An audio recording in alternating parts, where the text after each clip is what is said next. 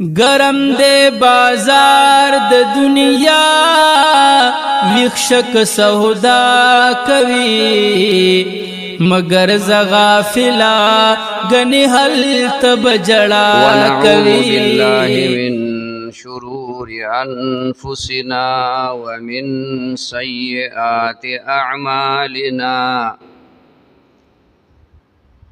من يهده الله فلا مضل له ومن يضلله فلا هادي له ونشهد أن لا إله إلا الله وحده لا ونشهد أن سيدنا وحبيبنا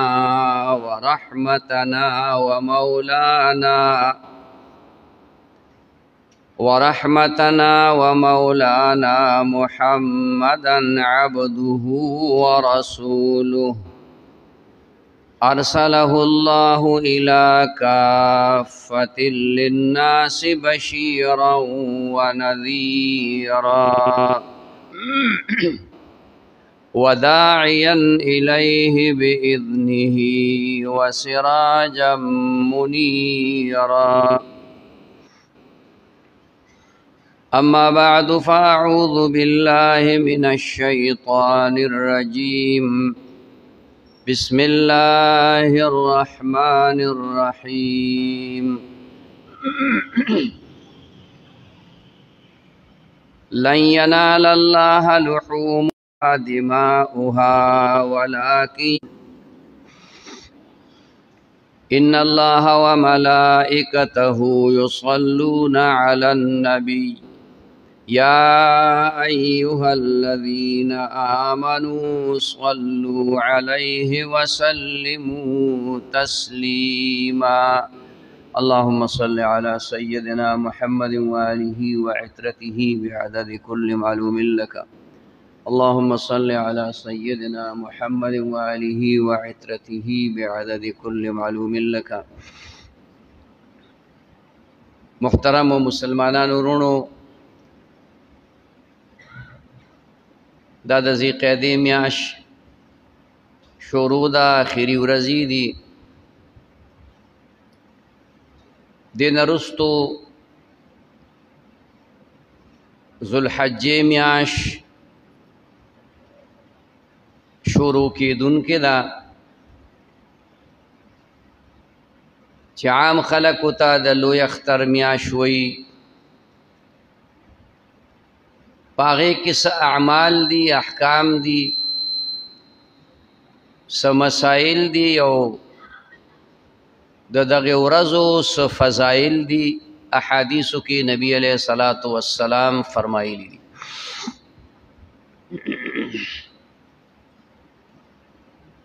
د ټولو نه لوی عمل او بهتر عمل په ذوالحجه کې په 10 تاریخ باندې، یعنی د لوی اختر په ورځ باندې د وینې تو السلام فرمایي چې یو مسلمان بنده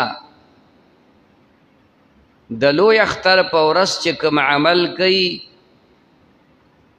نو د یو ساروی د ذبح د احراق الدم د وینې د تویولو نه لوی بل عمل نشته. او دا مسله ده که یو سړی باندې قربانی لازمه وي او دی ونکي نو د دواړو جهانو سردار فرمایي لا يحضر مصلانا. دا سړی دی زمونږ عیدګاه ته مانځل دین راځي، زورنه ده، وعید دی چې دا عمل دومره بهترین عمل دی او دومره اهم عمل دی. خو که څه په عذر باندې سړی نه پاتې شي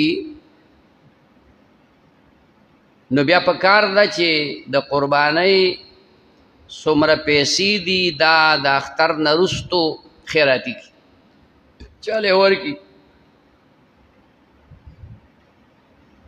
اگرچه د قربانی نه غاړه نه خلاصي خدا الله رحم او کرم بے پایانه دی. ممکن ده چې الله پاک په دې باندې معاف کی غاړه اخلاص کی. نو د ټولو نه اهم عمل دغه دی او په دغه لسو ورځو کې د یکم ذوالحجې نه تر د نهمې ذوالحجې پورې د اختر نه یو ورځ مخکې دغې پورې روجې نیول دي. د هغې انشاءالله بله موقع کې به تفصیل سره فضیلت ذکر کوو. قربانۍ متعلق دا ده چې مونږ ویلې وه چې په دې موجوده وخت کې د یو سړي سره نغدې 15,000 روپۍ وي یا د دغې قیمت مالیت د بل سیز موجودي. یو څاروی ورسره سیوایي د خپل حاجت نه، یو کور ورسره سیوایي د خپل حاجت نه، نو دا سړی به هم قرباني کوي. په دې کور کې بعضې سامانونه پراته دي چې کالو سر کې څوک نه استعمالوي او دا قرباني به کوي. د ضرورت نه زاید سامان هغه دی چې په کالو سر کې هم سړی راوانلي. اوس لوښي او لرګي د کور استعمالیږي، نو هغه ډېر قیمتي وي نو هغه د ضرورت والا سیز دی، بې ضرورته شی نه دی. د زنانو کالی پتری دي که هغه لږ هم دي قرباني پې لازمه ده.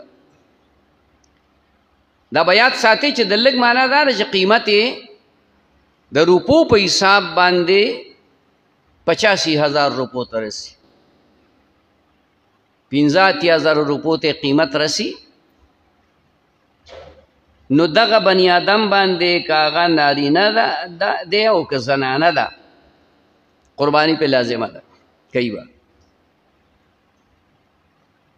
د قربانۍ ډېر لوی فضیلت. د ټولو نه اولنۍ خبره خدا ده چې ما هذه الاضاحي یا رسول الله صلی الله علیه وسلم، د دې قربانۍ څه حقیقت دی؟ دا څه شی دی؟ نبی علیہ السلام ته فرمایل سنت ابیکم ابراهیم، دا ستاسو د پلار نیکه د ابراهیم علیه السلام سنت او داغه طریقه ده.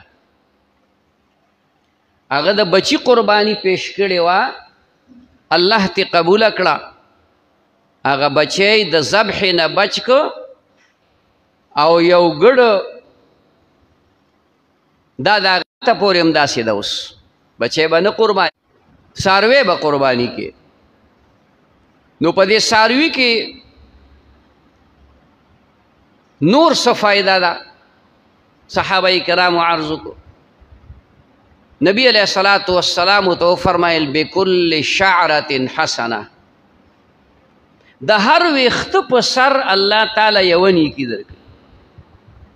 نو ته وګوره کنه د دې غوا غوی په شا باندې څومره ویښتې شمارلی شي څوک کونه.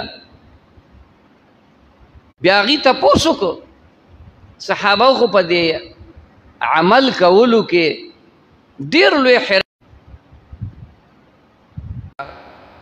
دا وړی دا تار د عام ویښته د تار نه لږ نری وي. د غوا غوی د ویښته نه د وړی تار لکه د ګډ دا نری ګډ ګډه.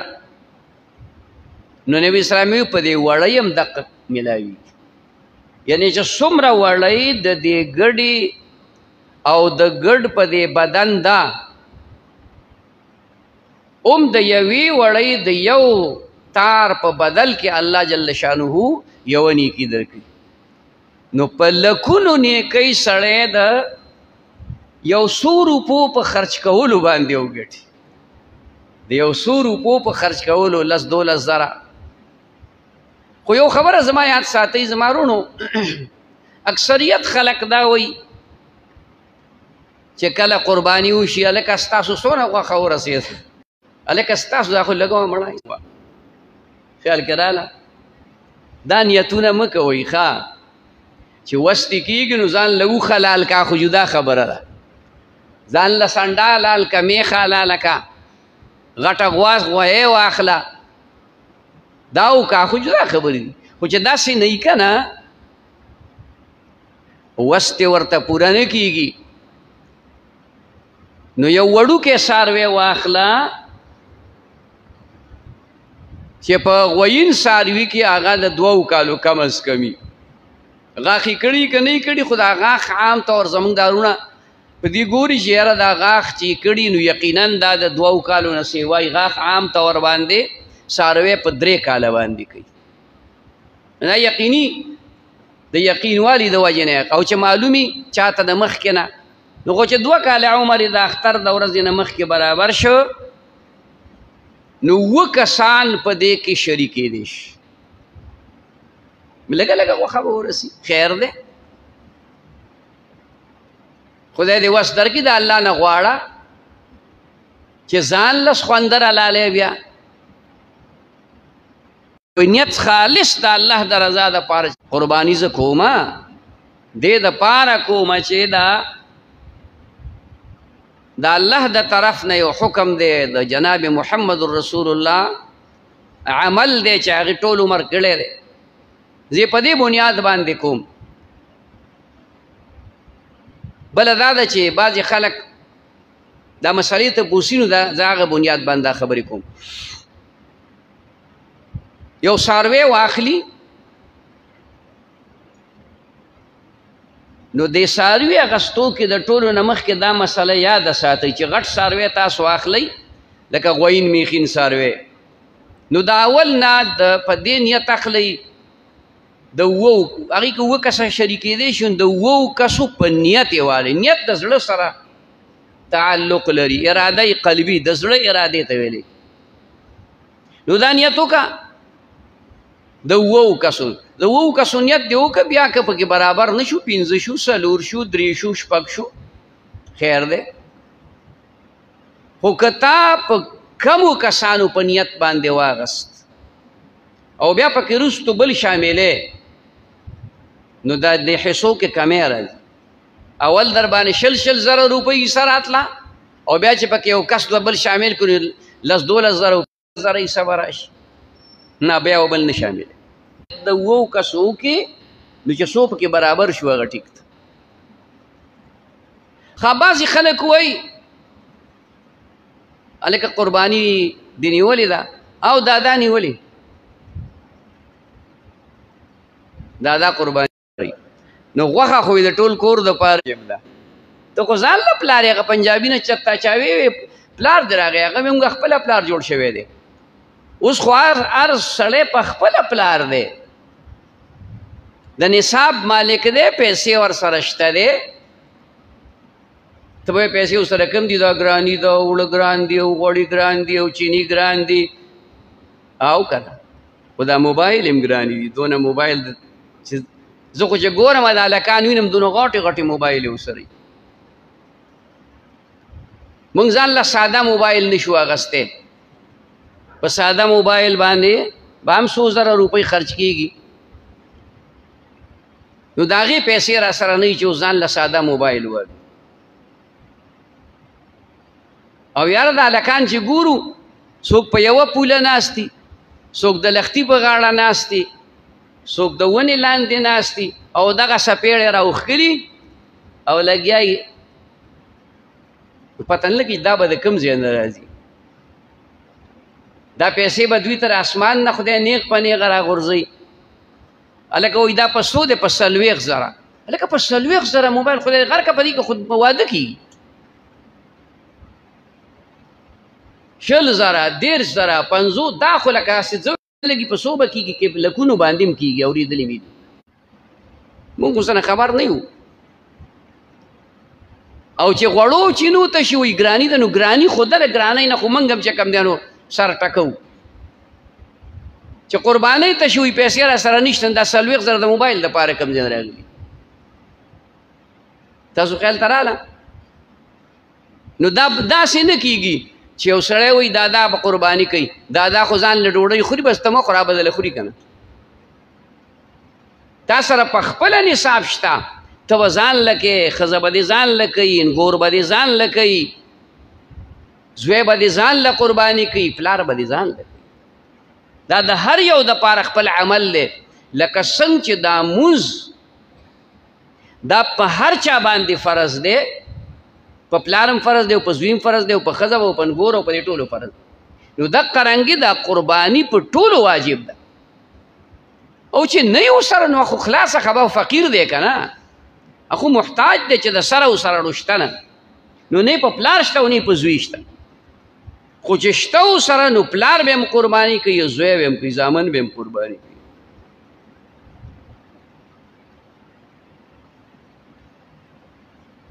یو ملګري مانه تپوس وکړو، وی صاحبه موږ خو پلار ته پیسې راغونډې کولې ورکو، بس هغه قرباني وکړو. نو ما وی چې دا تا سره څه پیسې شته؟ وی او لږې ډېرې خو مې بچت کړي. سړی رښتونې او دروغې نه وې. مې څنګه دې بچت کړي؟ وی تنخوا چې والم په هغې کې 100,000 پلار له ورکوم، نورې ځان سره ساتم، نو څه جیب خرچه مې شي، اوس لږې لږې د هغې نه بچت کېږي. نو مې اوس ته سره څومره دي؟ وی ډېرې خو نشته، خو 1.5 لک روپۍ را سره دي. مې دې بل رور سره دی، وی دا خو کاروبار دی، هغه سره خو ډېرې دي او چنده کوئ پلار له. مې اول د خپل ځان غم وکړه، په تا بیله لازمه ده، په دغه بل رور دی بیله لازمه ده. پلار له بیلې پیسې ورکه. څاروی دې واغسته، وی پلاره دا ستا حصه پکې ما پیسې ورکړه، یا پلار له پیسې ورکه چې ته څاروی وګوره. نو دې خبرو ته خیال کوئ ښه، دا همې مسلې دي، ضروري خبرې دي. دارنګې قرباني دپاره چې کوم څاروی ته اخلي نو ښکلی څاروی ګوره، اگر که وړوکی غټ دی نه وي، خو چې څاروی ښکلی مزېدار څاروی، بوډۍ غوا او بوډا غویی نه وي چې ځواني، نو د ځوان څاروي کې هسې دغه غوښې هم مزېدار وي، غوښې هم مزېدار وي. موږ خو نیتونه ټول د غوښې دي که نه، موږ دغسې خبره کوو نو غوښې له خبره ځي. ځوان څاروی، سورب څاروی، ښه څاروی وګوره او واخله. دومره بوډا مه اخله چې خوراک نشي کولی، په هغې قرباني نه کېږي. چې ډېر بوډا وي، غاښونه ډېر پرېوتي او لږ غاښونه وي، نو په ده باندې قرباني نه کېږي. یو څاروی دی په خپه باندې ګوډ دی او دا خپه نشي لګولی، نو په دې څاروي قرباني نه کېږي. یا خپه لږه لږه خو لګولی شي، خو زور پې نشي راوستی، نو په دم قرباني نه کېږي. د کوم څاروي چې لکۍ نیمه یا د نیمې نه زیاته کټ وي، قرباني پې نه کېږي.